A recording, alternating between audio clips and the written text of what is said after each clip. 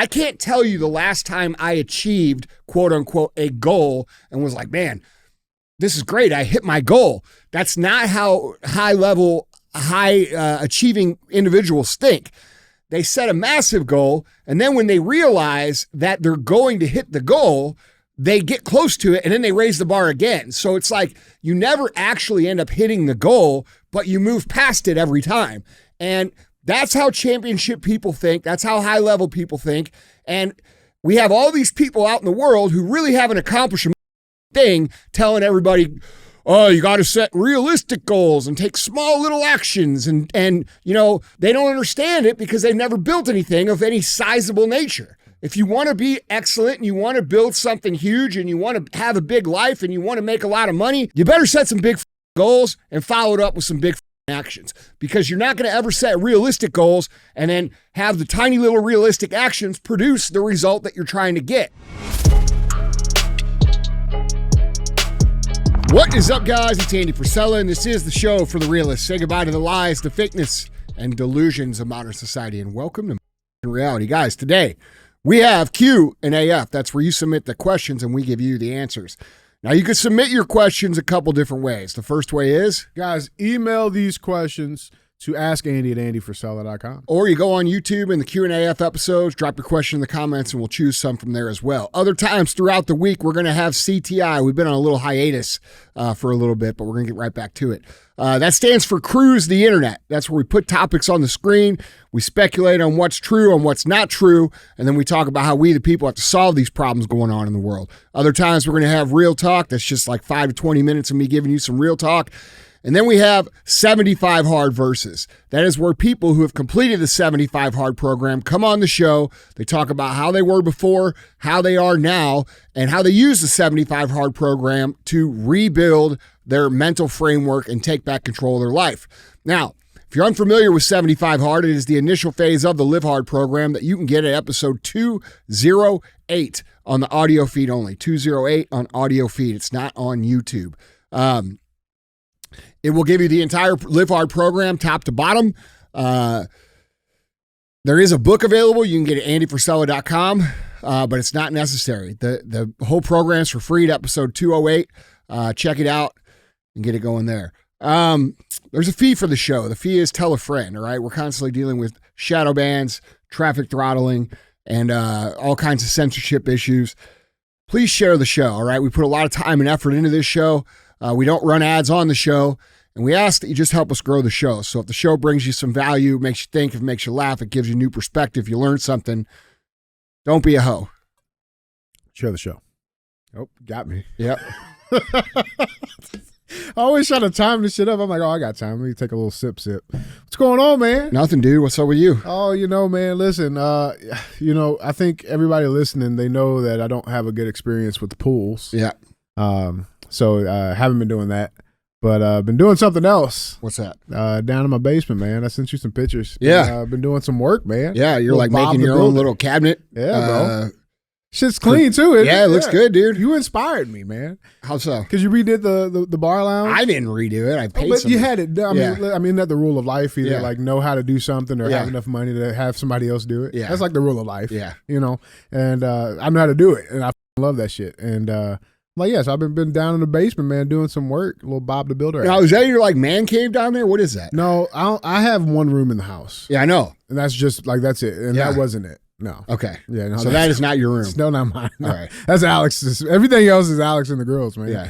But no, man, we were like doing some feng shui work in the basement, trying to just get it all right. Because, bro, like, listen, the problem with kids, man, and I'm going to say it because I know nobody else will.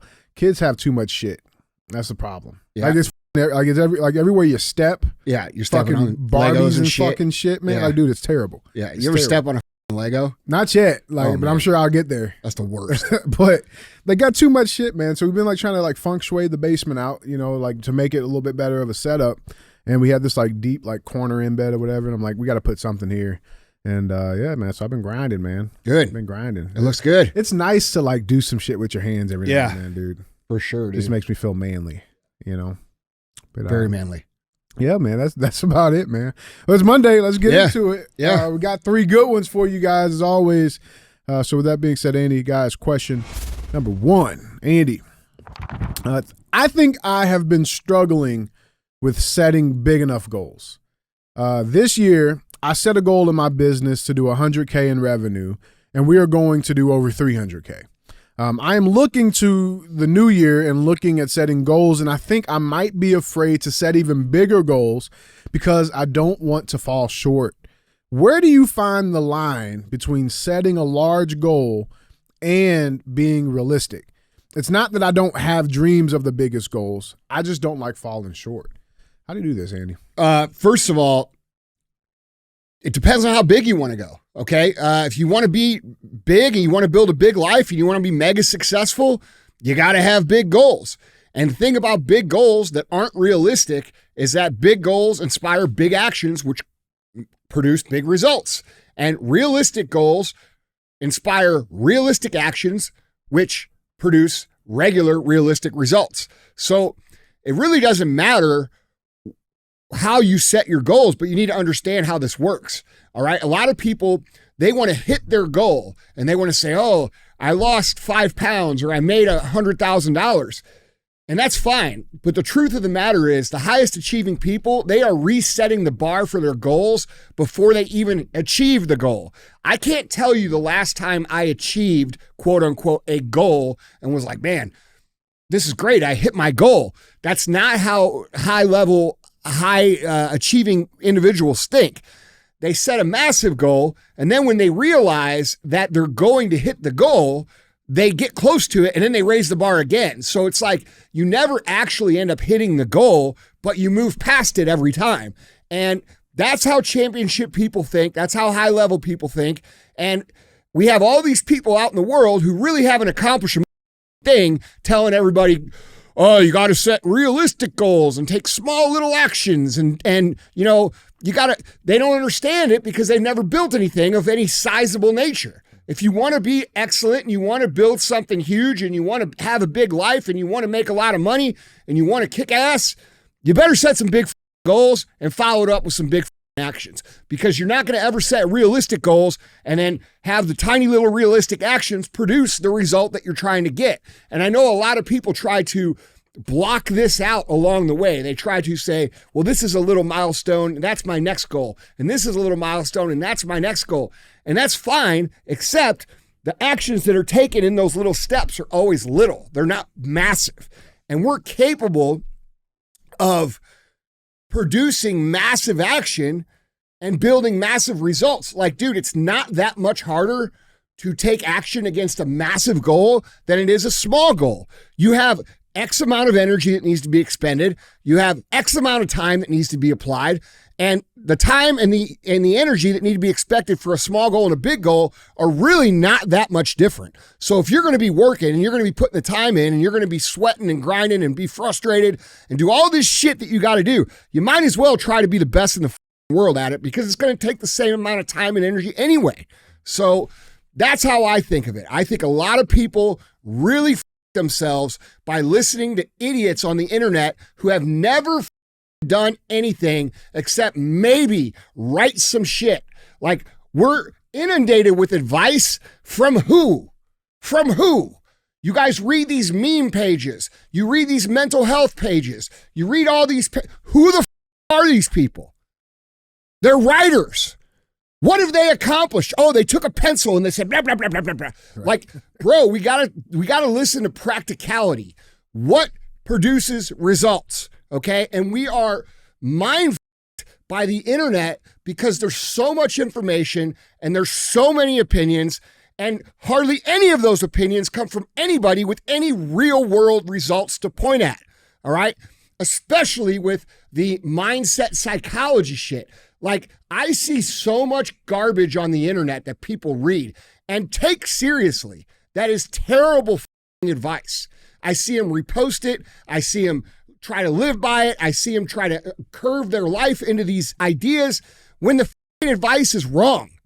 I can tell you that for sure because I've been down the road, right? So we have all these people spewing all this shit, and people are listening to it and they don't know what to do. And one of the things that we hear the most about is setting these small, realistic goals. But I'm here to tell you, every massively successful person in any area of life that I know sets massive goals and they follow it up with massive action. Yeah, how would you address the fear part here? Because he's saying like even if he sets this big goal, he's scared of this falling short. But are you really scared of falling short if it's still like way bigger than you would have landed? What the does it matter if you set a big ass goal? Dude, there's a saying. Everybody's heard it. Okay.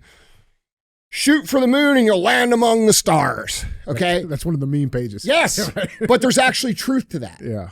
Because if you set your goal to run 100 miles, do you think you're going to be able to run a marathon eventually? Pretty easy, probably. Yeah. Right? Yeah. But if you set your goal to run a marathon, you're going to get to mile 19 and be dogging your balls off. Okay. This is what I'm talking about. You get far better and make far more progress and win way more by setting massive goals, massive action, and you may never hit that goal. You may become 10 yards short. But the thing is that when you're 10 yards short, then you make a new goal, and then you pass the goal that you set. Does that make sense? That makes perfect sense. Yeah, dude, the internet is ruining people's ability to think and follow practical advice because there's too many nobodies who haven't done shit, who aren't qualified to give any advice given it. Yeah.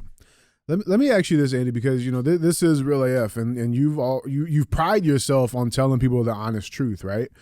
And in this like concept, right, in this idea of like setting these massive goals, I want to ask you, like, because you set massive goals, take big actions, get big results. What's the catch? Like, what would you say? Like, just being complete honest. Like, what's the one thing about having that mindset that kind of sucks? Like, is there like look, dude, here it is. Okay, action plus time equals results. And everybody emails in and they ask all these questions, and you got all these people on the internet saying all this shit. Here's the bottom line, motherfuckers. You got to do the work. You got to do it when you don't want to do it. You got to do it when you're hurt. You got to do it when you're tired. You got to do it when you're sick. You got to do it when you don't want to do anything else. And you got to do it for years. And that is the real shit. Okay? Everybody that asks a question about anything is ultimately usually trying to figure out how to get out of the work. And if you can't win without that. You can't win without it. So motherfucker, I don't give a fuck what size goal you set, but you better show up every day and follow with big action. You're going to be broke. I love it, man. Dude, I get tired of this shit. I get tired of people when I've put 26 years into my life to build this life that I have. It'll be 26 years, January 1st. Coming to me like, I'm burned out in 6 months. I've been doing this for 2 years. I'm burned out. Then you ain't got it, bro. Okay? Because this is a long sprint. You are sprinting as fast as you can for your whole life. That's what it is. Okay? And it's hard. And you can't get around doing the work. And you're not going to figure out how to do it. You're not the first person in the world that's going to figure out how to do it without doing the hard shit and putting in the time. You are not going to do it. So you have to ask yourself, is this the life I really want? Do I really want to pay that price? And what am I going to give for it? What's it going to cost me? Okay, because it's going to cost a lot. It's going to cost you a lot of the shit that everybody else gets to live with. Okay, or am I going to go live like everybody else and not beat my dick into the dirt expecting something that never happened because I think I'm the first guy ever to like get around the work? You understand? Yeah. Like, bro, it ain't for everybody. One of the biggest problems with the internet is that it makes people think that entrepreneurship and building a company and success is for everybody. There is a reason it's rare.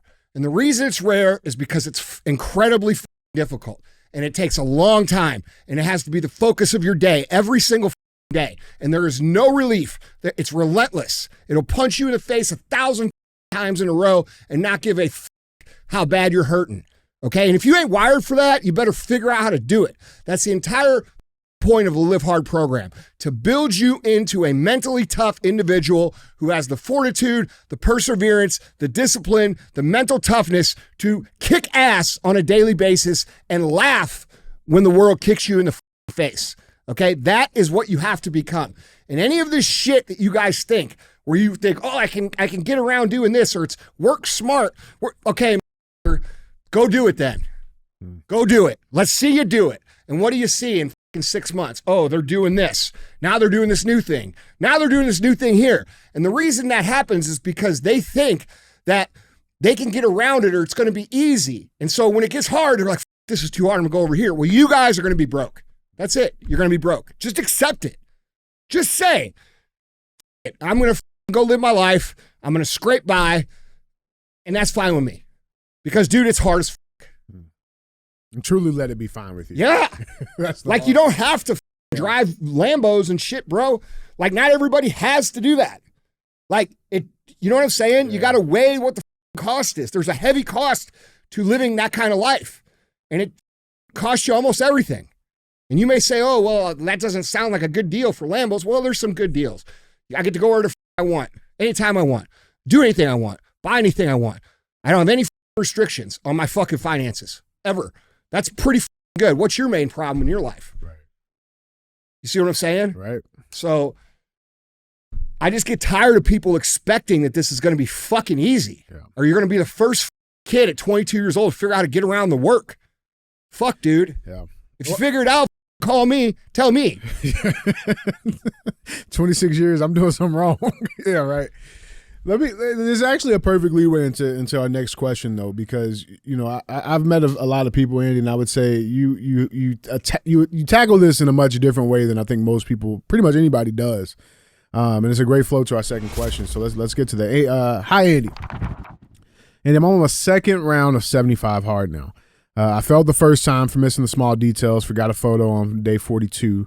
I've read both books and listened to every episode. You talk about loving the fact that you're the only one out there doing the hard shit, but I can't seem to find that mindset. I'm on day 48 up in Canada, and today was 0 degrees Fahrenheit with a 40-mile-per-hour wind. It was hands down the worst outside workout I've done, and it sucked. I hated every second of it. How do you learn to reframe that into the mindset you talk about? I want to have that feeling of pride for doing hard shit, but I can't seem to see past the suck. Thank you for everything you've done. You love the hard shit. How do you not when it's 0 degrees and there's a foot of snow on the ground and you're out there and no one else is out there and you're doing what the it takes and you look around and you can't see another fucking human for miles. You don't see a car. You can't hear anything. How can you not stop and be like, bro, I'm the only one. I am the only one paying the price. I am the only one doing what's required. Everybody else is sitting at home eating Doritos, and I am out here in the snow getting better. How can you not be excited about that? If you can't get excited about that and you can't find that mindset, go eat some donuts and get the up. I'm being serious. Because you don't have the competitive nature that is required to fucking win, okay? To win, you have to be competitive. If you're not competitive and you think that this is going to be easy, you're going to get stomped, all right? So it's competitive nature against all humans. Where the is everybody? Oh, they're in by the fire. They're under their blankets. Cocoa. How do you not think that? So, like, I can't help you because I'm so wired the other way that that's just what the I think. I look around, I don't see anybody. I come in here, I come in wherever I'm at, and everybody's got their clothes on, like their coats and shit. And I'm just like, yeah, that's right. That's why I'm me. You see what I'm saying? That's what the I think. And if you don't have that little chip, if you don't have that little cockiness, if you don't have that competitiveness, fuck, bro, you ain't gonna make it. It's too hard. Now, if you're just trying to gain some, you know, you're trying to build some of this shit. You know, I don't know the answer because I've always been that way. I'm a competitive person. Everything's a competition. Yeah, like I can't put competitive into you, bro. I can't. I'm sorry. There's been an entire generation of human beings that have been ruined by fucking bad parenting strategies, teaching kids that it's not important to be competitive and that everybody gets a trophy and everybody gets to show up and be celebrated, even if they turn up last. That's not reality, bro. And if you don't have competitive nature in your heart, if you don't have it in your soul, you cannot fucking put it there. It is either there or it's not there. So I don't know what to tell you, dude, but I can tell you this. I can't not look around and be like, yeah, that's right. I'm out here, they're in there. That's why I'm me and they're them. Mm-hmm. How the fuck do you not think that? Yeah. Yeah, I mean, maybe that's the thing, right? Like you just make it like a mini game almost, with yourself. Yeah. You call it test days. Yeah. Right? Like, is that a good place to start? Like just turning that into a game with yourself, just that one. Test days is a different thing, man. Test days is like when the shit's so fucking hard and you don't want to do it and you can't fucking wrap your mind around even getting it started. And you do it anyway, and you pass the test. And that's a test day. You know what I'm saying? Like, what we're talking about here is competitive nature and the ability to find the mindset of doing hard things that other people aren't willing to do. Like, I don't really understand how you could do all these things that are hard and look around and see very few people doing it and not have a sense of pride and respect for yourself. You know what I mean? Yeah. I don't understand that. Yeah. So maybe you just need to audit how you're thinking about it. And maybe you need to get a little bit of a chip on your shoulder and realize like you're doing a lot of shit that nobody's willing to do, bro. That's a big deal. It's not a little deal. It's a big deal. Like when you're out there and it's 0 degrees and there's nobody out, you should be saying, fuck yeah, I'm the man. That's what the you should be saying. Yeah. That's definitely what you think. Yeah. It's the truth though. It is the truth. Yeah. If whoever's willing to do the fucking inconvenient hard shit tends to win. I love it, man. I love it. Guys, Andy, let's get to our third and final question. Guys, Andy, question number 3. Hello, Andy. Long-time listener before Roro hit. My questions are, how do you deal with a competitor copying everything you do? From social media posts, copying parts we manufacture, to even trying to poach our sponsored races from us. I work for a UTV parts manufacturer and build race cars that win. We are one of the leaders in the UTV industry, and it's every day this company shadows our moves. We make a post about us shipping parts. Out 2 hours later, they make the same post. We post about a new chassis we developed. Here they come with some bullshit about being an innovator and making some part. I'm honestly deflating because I've spent 22 years building who I am in the fabrication and welding industry. Appreciate your time. What do they say? That is impersonation the highest sign of what the fuck they say? No, they say impersonation is the highest form of flattery, but it's not. It's the highest form of unoriginality. And you have to understand what ends up happening here is people try to copy and then they don't realize that they're 1, 2, 3 years behind and they can never catch them. All right. So if you're the market leader, which I don't know if you are or not, you say you are, but I don't know if you are. If you're not, you need to become that. You need to figure out how to get more eyeballs, get more traffic, become bigger. And it's not going to matter if they copy you or not. There's lots of people that copy everybody all day. But there's always one company that stands above and sets the trends, all right? And if you're the company who is setting the trends, you don't worry about what they're doing. You just decide what's going to be best and you do those things. And yes, they're going to copy. You're never going to get people to not copy you. But you have to realize that it's not going to affect you because they're behind you already. Like if I come up with an idea and it takes a year to put into play and then another year to actually really start kicking ass, and then someone over here says, oh, look at that. They're fucking 2 years behind. Already, yeah. Yeah, they're always going to lose. Okay, this is why you have to think of your company as its own thing and not focus on what everybody else is doing. When we're in business, it's easy to focus on everybody else and, try to, you don't want anybody else to have any business. That's what you do when you're competitive. But at the end of the day, you have to realize, dude, that if you're the market leader and someone else is copying you, they're never going to catch you because they're always behind. They're always behind. And if you're the copier, you have to realize that you're always going to be behind and you're never really going to make it happen. And here's another thing. If you are the market leader and you do have someone who's copying you and they're running ads and you've already saturated the market with ads and familiarity, when customers see their ads, they're going to think of you. Right. Okay. So we used to have this same thing happen on our radio ads here. We would have little company. We do a lot of local radio with our retail operation. And we'd have people, straight up start copying our radio ads. And then our business would go up. You know what I'm saying? Because it was like a similar ad for a similar product, but we had spent so much that people associated that ad and that product with us. So then the other company came in and spent money trying to get us, and then they inadvertently pressed people to us because of the familiarity. So That's why you want to become the market leader. That's why you want to make sure that you're, you know, grasping the market properly to become top of mind where, you know, when even if they do copy, people are going to think of you anyway. Are consumers smart enough to see the difference, to know the difference? Like to know the difference between the OG, you know, Fruit Loops versus the fucking knockoff Fruity Circle. No, I mean, look, dude, that's another thing is you got to remember there's customers for every price point and every quality point. So like just because someone does something similar to you doesn't mean they're going to get your customer. There's tons of nutritional supplement companies. We got our own customers. Yeah. They're not getting our customers. Right. Our customers are ours, right? Because we're an original brand. And that's how it works, man. Yeah. Yeah, no, it makes sense. I want to ask you this, with 26 years of experience, tell me if I'm right or wrong. Because like I'm trying to put myself in the shoes of this entrepreneur, right? And this may be like an immature move, but this is something I was thinking about, like I would do, right?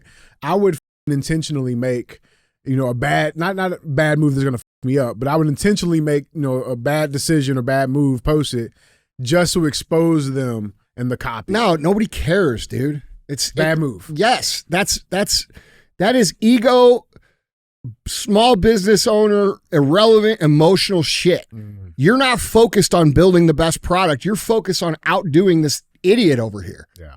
That's a recipe for losing yourself. So stay focused on what you do. Do it better than everybody, and the fucking cards are going to fall where they're going to fall. You know what I'm saying? I love it, man. I love it. I love it, man. That's a hell of a way to start on Monday, bro. Yeah, bro. All right, guys. Pretty sure we're going to hit CTIs this week. We've had a lot going on, so we'll see you guys tomorrow.